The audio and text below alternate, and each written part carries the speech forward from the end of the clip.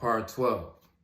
When a woman stalks a man, legal system, mental illness, spirit children, and hoodoo. So, now we see where this notion of spirit children comes from, but there's one more element with regard to these spirit children that we haven't addressed. They're not my biological children, according to her, but they're spirit children. Because remember, she's a virgin, as she just said. She has 3 children, but she's a virgin. I'm the father. The biological fathers are not, according to her deliberate misinterpretation of the Hoodoo tradition, which is ancient Akhan ancestral religion.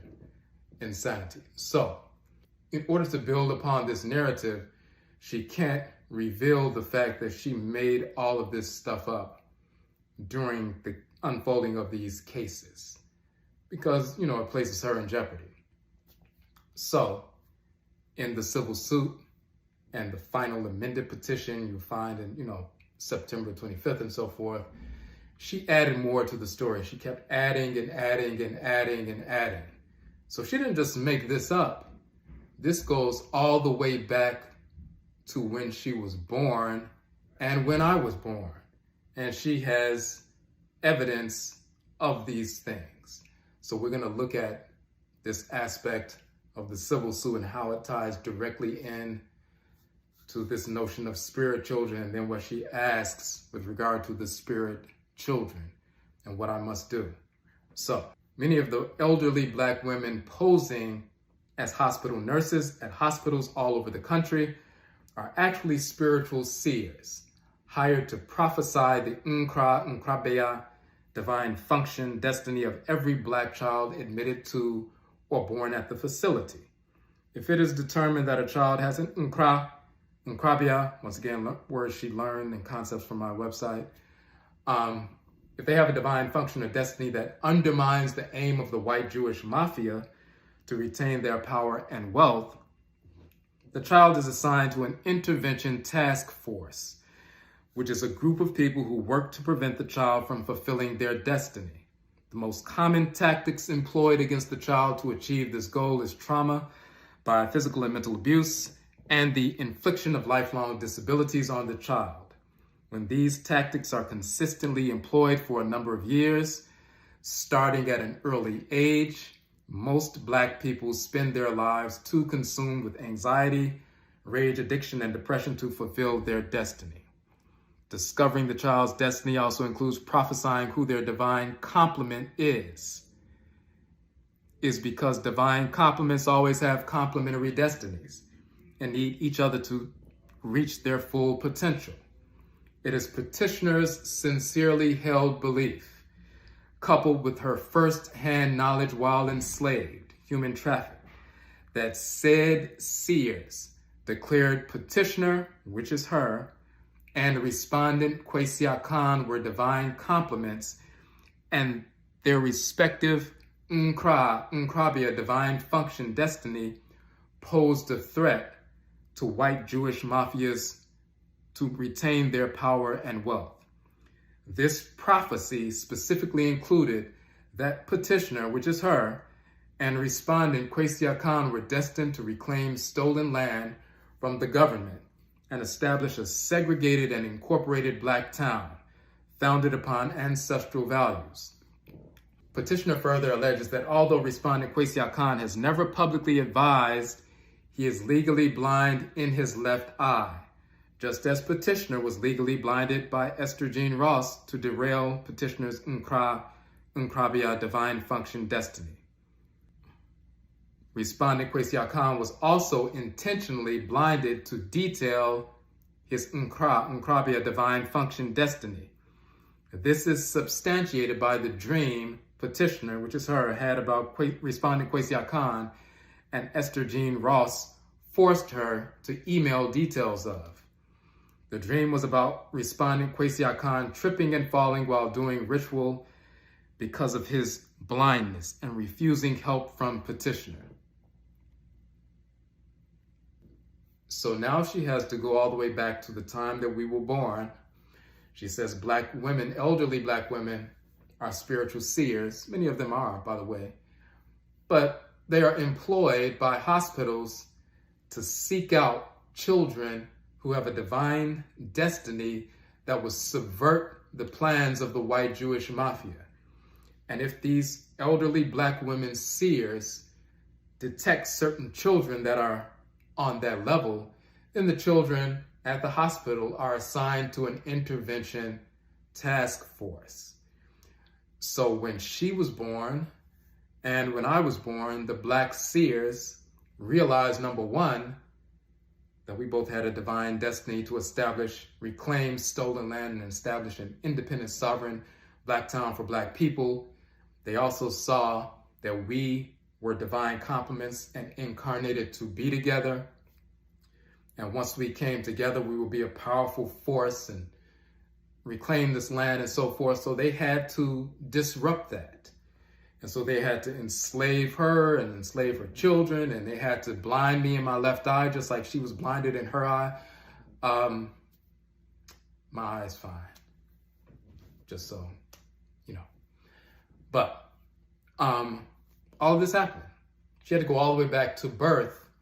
She's building on this story. Every time she files a new petition or a new, amended complaint, she has to expand upon this ridiculous story.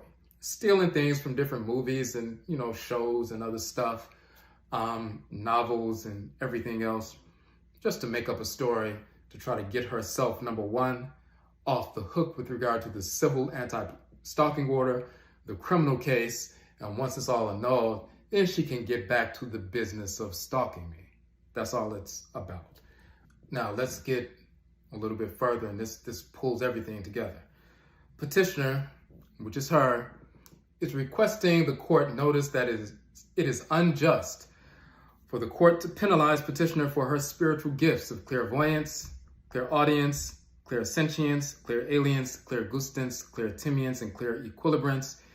She learned that from our website as well. No different than psychics who have long since been hired to assist the Federal Bureau of Investigations with unsolved crimes.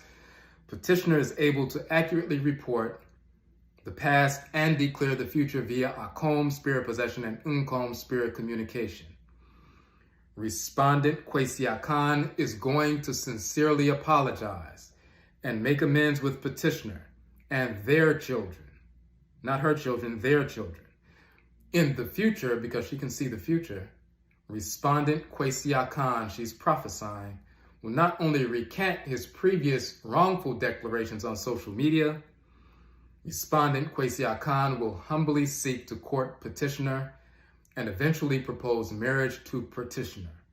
Petitioner and respondent Kwesi Akhan will marry, remain married for more than 60 years, have 11 more children who have already chosen their names. Then she proceeds to list the names of the 11 children. However, none of this is going to take place until respondent Kwesi Akhan acknowledges that his actions towards petitioner since 2018 have been malicious and rooted in ignorance.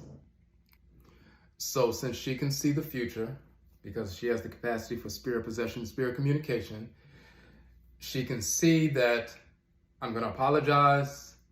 Everything I said was rooted in ignorance.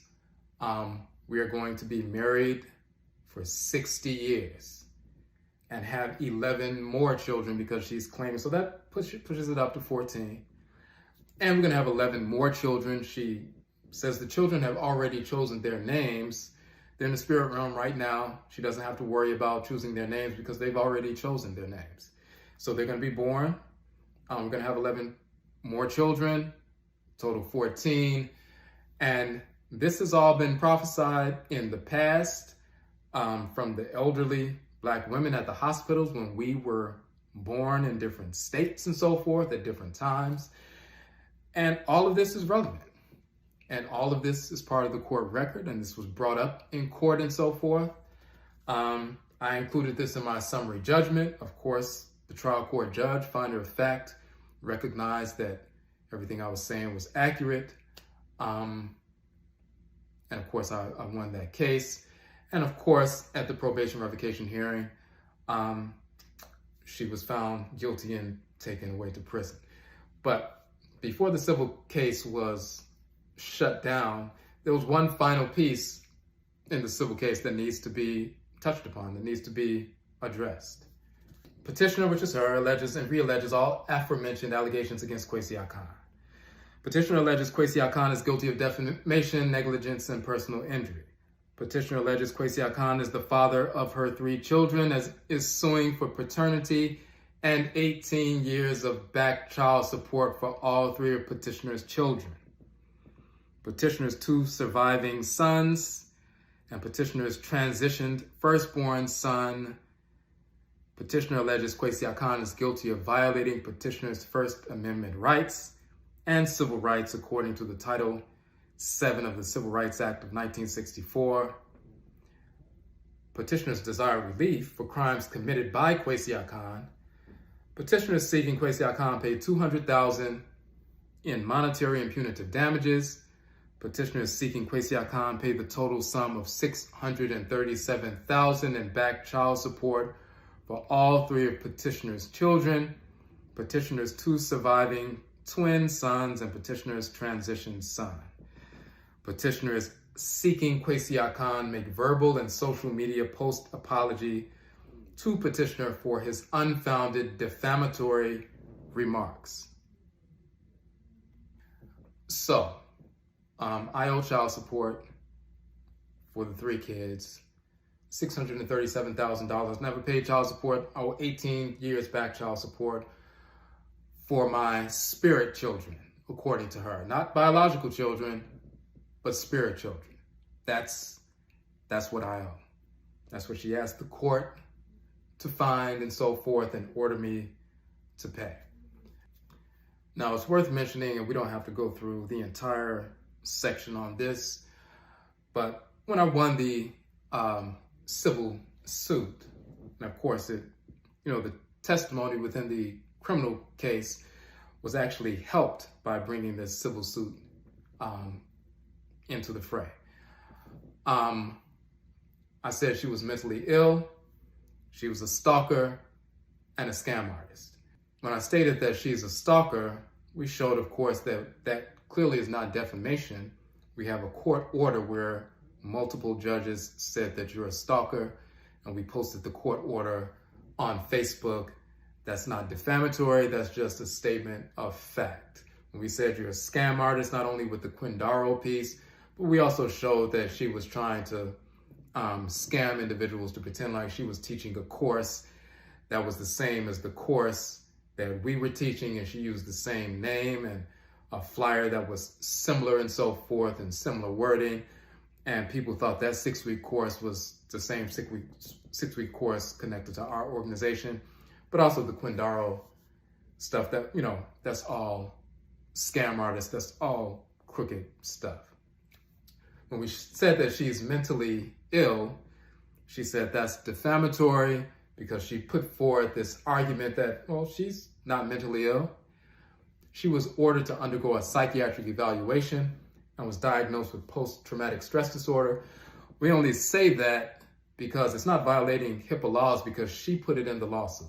She posted the entire diagnosis in the civil suit thinking that this somehow was going to help her. She put forward in the civil suit that, hey, I've never been diagnosed with a mental illness. Then she says, granted, I was diagnosed with PTSD, but that's a result of 42 years of enslavement. She was putting forward the notion that a diagnosis of PTSD is not considered a mental illness. When we responded in our motion for summary judgment, we of course included all the information from the American Psychiatric Association and Psychological Association of PTSD being a psychiatric disorder. And of course, the judge cited that as well in her, final judgment.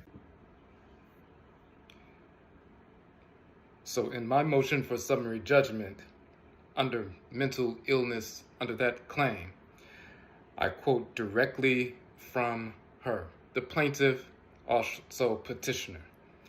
So, plaintiff, petitioner states on page 34 of her final amended petition and reply to respondent Kwesi Akhan's response to petition that she underwent a second psychiatric evaluation.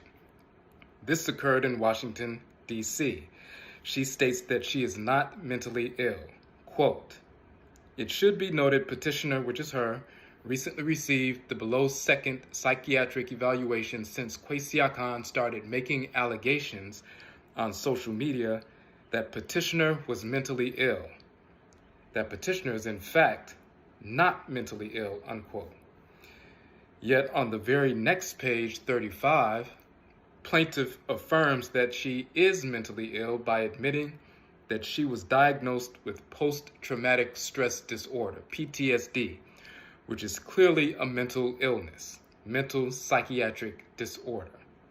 Quote, she states, "Granted, and as noted in said evaluation, petitioner, which is her, has been diagnosed with post-traumatic stress disorder, PTSD, as a direct result of the 42 years of trauma she endured while enslaved." Then we show the definition of PTSD from the American Psychological Association. Of course, PTSD is a mental illness, psychiatric disorder. And we also show PTSD as defined as a psychiatric disorder by the American Psychiatric Association.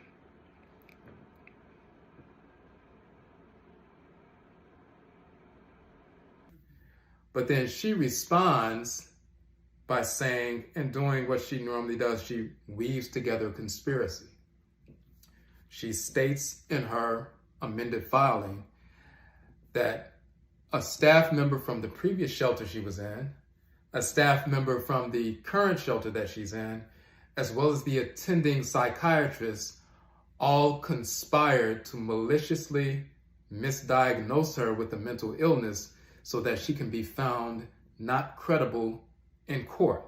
On page 31 of her final amended petition, she states, petitioner, which is her, alleges that unbeknownst to petitioner, Dwayne, who was an employee at the previous shelter that she resided at, respondent Robert Sharon, which is the attending psychiatrist, and respondent Claudine Witter, who is an employee at the current women's shelter that she's residing at, all know each other and colluded to ensure petitioner was maliciously misdiagnosed with a mental illness in exchange for compensation from Esther Jean Ross.